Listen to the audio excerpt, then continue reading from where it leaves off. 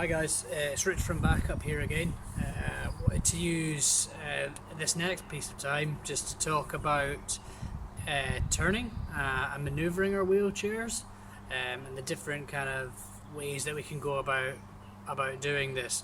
So turning on the spot, might need to use this in kind of confined, tighter spaces, or you've got slower, gradual turns that we can do also, and then we'll move into trying a few linked turns together, doing that both forwards and backwards. So as I've said, kind of when it comes to turning on the spot, it's very similar to kind of the pushing forwards and pushing backwards skill that we talked about. So turning on the spot, number of options that we can utilize. For a start, you could use one hand to lock one of the push rims in place. So keep your hand still, tight grip on the push rim here, just to lock that one in place, and then using the other hand you can either push forwards or push backwards, so pull the push rim to push backwards to pivot around that locked wheel.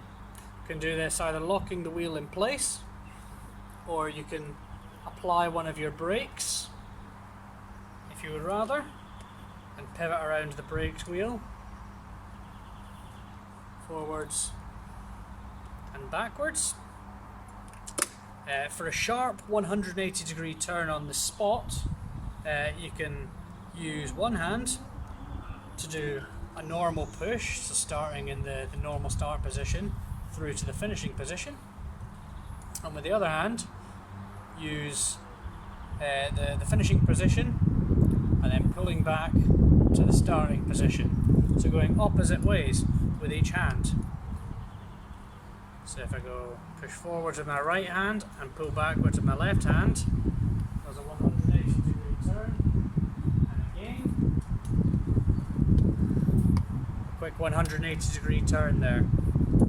So now when we're thinking about doing some pushing on the move, we can do gradual turns. So gradual turns are very similar to our pushing forward skill. So we need to think about having our bum nice and far back in the wheelchair seat here, nice and secure in our chair, hips nice and straight. But this time, rather than pushing with both wheels simultaneously, we want to push a little bit more vigorously with one side to turn the opposite direction. So if I was to push a little bit more with my right hand push rim, I would gradually turn to the left, and vice versa. If I push a little bit harder with my left hand, I'll go to the right there. So demonstrate that going through some cones. So I've got some cones laid out behind me here.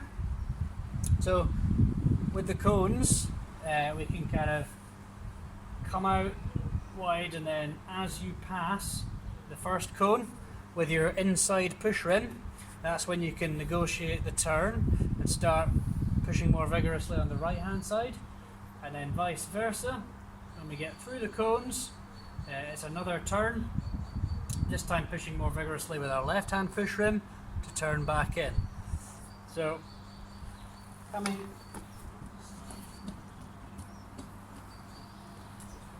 here, pushing away, being careful of where your toes are. You want your toes to clear these cones.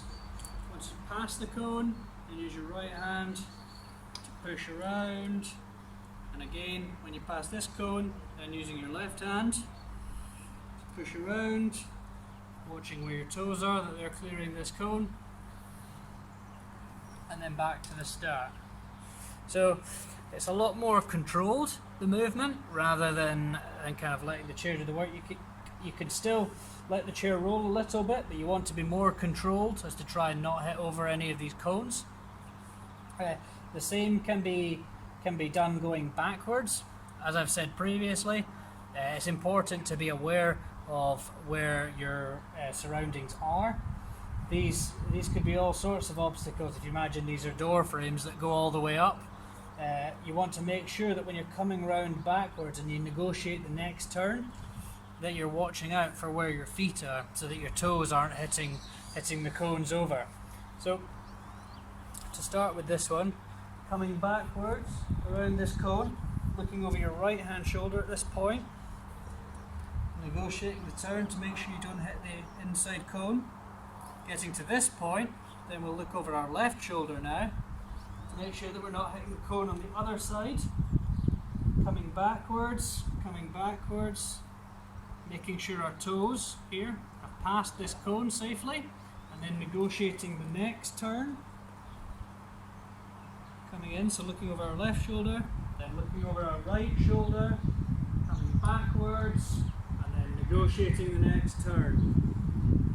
So again, all the way up to the toe, just taking it nice and slowly, keeping that weight forward as we always do when we're going backwards.